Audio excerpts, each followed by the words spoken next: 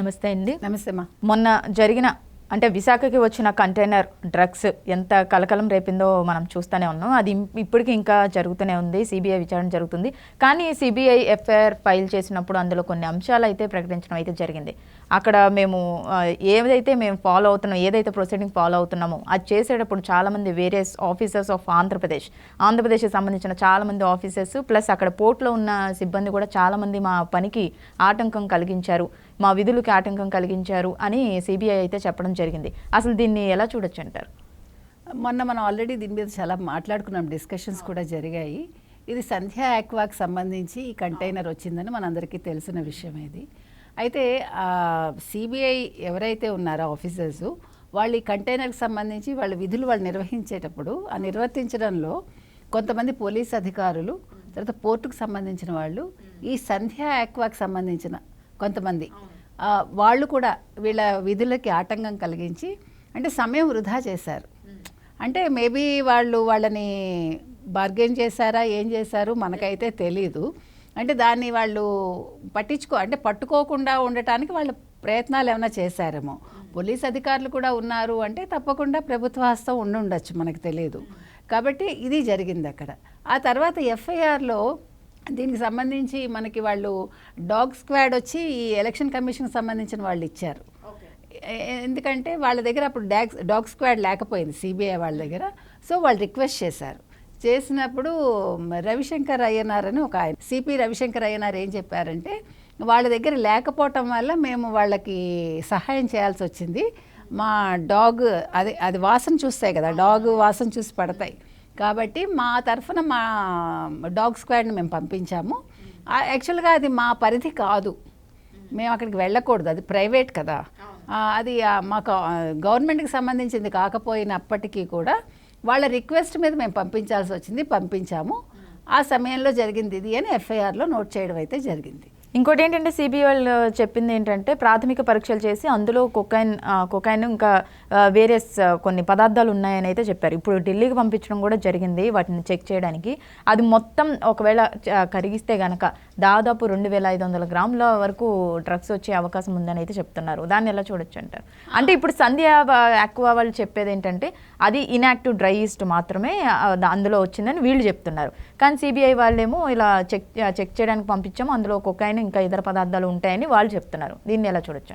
మీరు చెప్పినట్టుగా ఇప్పుడు ఒకవేళ అది నిజంగా డ్రై ఈస్ట్ అయితే వెంటనే తెలిసే అవకాశం ఉంది కదా. ఇప్పుడు స్నిఫర్స్ వచ్చాయి కదా, డాగ్ అది వాసన చూసి పడుతుంది కదా.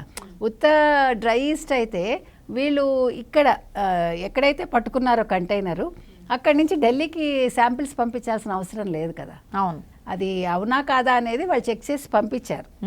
ఇప్పుడు పంపించాక ఇంకా రిజల్ట్ అయితే ఇంతవరకు రాలేదు. వస్తే కనుక అయితే మనకి దాని మీద ఒక క్లారిటీ వస్తుంది.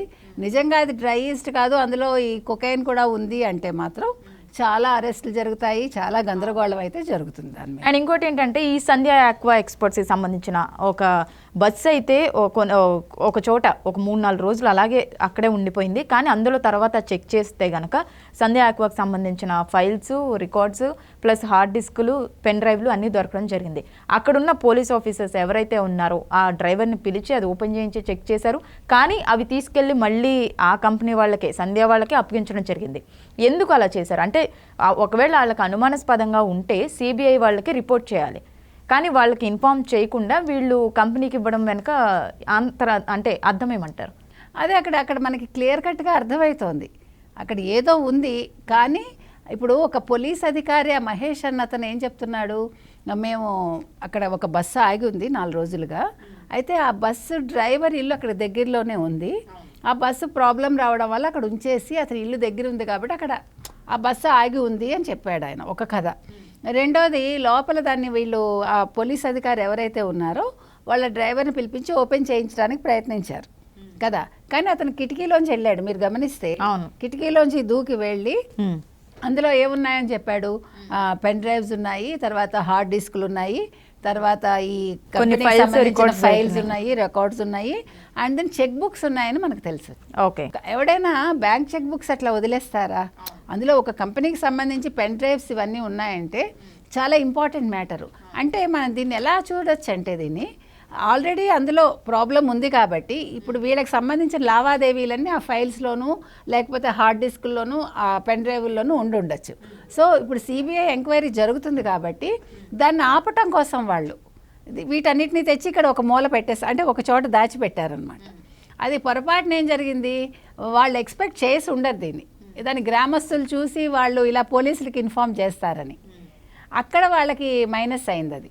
ఇంకొకటి ఏం జరిగింది, ఇప్పుడు ఈ మహేష్ అన్న అతను ఎవడైతే ఉన్నాడో ఆఫీసర్, పోలీస్ ఆఫీసరు, ఆయన ఏం చెప్తున్నాడు, ఎఫ్ఐఆర్ అంతా అయ్యాక మేము ఇది చూసామండి, చూసినా కూడా అందులో మాకేం అనుమానాస్పదంగా కనిపించలేదు, అవన్నీ కంపెనీకి సంబంధించినవి కాబట్టి ఆ కంపెనీ వాళ్ళని పిలిపించి ఆ డ్రైవర్ ద్వారా వాళ్ళకి అప్పచెప్పాము అని చెప్తున్నాడు. అది బ్లండర్ అది. అవును, ఎందుకంటే అసలు ఇంత పెద్ద కేసు జరుగుతున్నప్పుడు ఒక పెద్ద కంటైనర్ దొరికి ఇది డ్రగ్సా కాదా అని దీని ఢిల్లీ వరకు వాళ్ళు శాంపిల్స్ పంపించినప్పుడు ఇతను వెంటనే ఏం చేయాలి, సిబిఐకి ఇన్ఫార్మ్ చేయకుండా డైరెక్ట్ కంపెనీకి ఎలా ఇస్తాడు అతను? అసలు అతనికి ఆ హక్కు ఎక్కడ ఉంటుంది? అతనికి ఉండదు కదా. ఇప్పుడు నువ్వు ఒక ఉద్యోగ విధి నిర్వహణలో ఉన్నప్పుడు నువ్వు కొన్ని రూల్స్ పాటించాలి. ఇక్కడ అతను రూల్స్ పాటించలేదు. ఇతను ప్రభుత్వానికి మరి ఫర్గా ఉన్నాడా ఏంటి అనేది మనకు తెలియదు. ఇప్పుడు ఇటువంటి వాళ్ళ మీద కూడా చర్యలు తీసుకోవాలమ్మా. ఇలాంటి పోలీస్ ఆఫీసర్ల మీద చర్యలు తీసుకోవాలి, తప్పు చేసిన ప్రతి ఒక్కళ్ళ మీద చర్యలు అయితే తీసుకోవాలి. ఈ కంటైనర్ దొరికిన తర్వాత వైసీపీ వాళ్ళేమో సోషల్ మీడియాలో, అంటే వాళ్ళకి అనుకూలంగా ఉన్న పత్రికల్లో కానీ టీడీపీ వాళ్ళకి సంబంధించింది అంటే పురంధరేశ్వరి గారిని తీసుకొచ్చారు మధ్యలో, వాళ్ళకి సంబంధించిందని వీళ్ళు అంటున్నారు. టీడీపీ వాళ్ళేమో వైసీపీకి సంబంధించిన, ఎందుకంటే సంధ్య ఆక్వా కంపెనీ వైసీపీ నేతకి సంబంధించిన కంపెనీ అని వీళ్ళు అంటున్నారు. దీన్ని ఎలా చూడొచ్చు అంటారు? అంటే ఇప్పుడు ఏమవుతుందంటే ఒక చౌదరి అని ఒక పేరు కనిపించింది అక్కడ. అంటే ఇప్పుడు అది పురంధేశ్వరి గారి భర్త గారి ఊరు కాబట్టి వాళ్ళకి సంబంధించిన రిలేషన్ ఎవడు, ఏదో బీరకాయ పీచు చుట్టరికాలు ఉంటాయి కదా, అట్టతలకిను మోకాలకి ముడేయటం అంటారు దీన్ని. ఇప్పుడు పేరున్నంత, ఒక చౌదరి అని పేరున్నంత మాత్రాన అతన్ని పురంధేశ్వరి గారికి లింక్ పెట్టడం అనేది తప్పు. అందుకే కదా పురంధేశ్వరి గారు 20 కోట్లకి వేశారు కదా. ఇప్పుడు పురంధేశ్వరి గారు 20 కోట్లకి సాక్షి మీద పరువు నష్టం దావా వేశారు. అసలు 20 కోట్లు కాదు, 200 కోట్లు వేయాలి నన్ను అడిగితే. ఎందుకంటే చిన్న విషయం కాదు. ఇప్పుడు ఎవరివైనా సరే, ఇప్పుడు ఎంత కోపాలున్నా, ఎంత అధికార పక్షం ప్రతిపక్షమైనా కూడా ఒక మాట మాట్లాడేటప్పుడైనా, ఒక పని చేసేటప్పుడైనా చాలా జాగ్రత్తగా మాట్లాడాలి, జాగ్రత్తగా చెయ్యాలి. ఇప్పుడు ఊరికే నోరుంది కదా అని మనము మాట్లాడకూడదు, ఎవరి మీద నిందలు వేయకూడదు. ఇప్పుడు తెలుగుదేశానికి సంబంధించి ఇప్పుడు పురంధేశ్వరి గారు బీజేపీలో ఉన్నారు, ఇప్పుడు టీడీపీతో వాళ్ళు పొత్తు పెట్టుకున్నారు కాబట్టి నిన్నటి వరకు మంచిగా ఉన్న బీజేపీ ఇప్పుడు వాళ్ళకి ఎదురు తిరిగేసరికి వైసీపీ వాళ్ళు దీన్ని తీసుకొచ్చి ఇప్పుడు పురంధేశ్వరి గారిని ఎత్తిన అంటగట్టాలని చూస్తున్నారు అన్నమాట. ఇది చాలా తప్పు. ఇప్పుడు మనకి వాస్తవాలు తెలుసుకోకుండా ఊరికే మాట్లాడటం అనేది ఏదో అలా గాలి వార్తలు అంటాం చూడు, అంటే అది పూర్తిగా ఎవరిది అనేది నిర్ధారణ జరగకుండా ఇలా అంటే ఇప్పుడు సంధ్య ఆక్వా వాళ్ళదని తెలుస్తోంది. సంధ్య ఆక్వా వాళ్ళదైనప్పుడు పురంధేశ్వరి గారికి సంబంధం ఏముంటుంది? చుట్టరికాలు ఉండొచ్చు, చుట్టరికాలదే ఉంది. ఇప్పుడు నాకు చుట్టమని చెప్పేసి వాళ్ళు చేసిన తప్పులను నా నెత్తి మీద రుద్దుతానంటే కుదరదు కదా. ఏదైనా ఒక వాస్తవం అనేది చూడాలి. మనం వార్త చెప్పేటప్పుడు నిజానిజాలు తెలుసుకుని మాట్లాడితే బాగుంటుంది.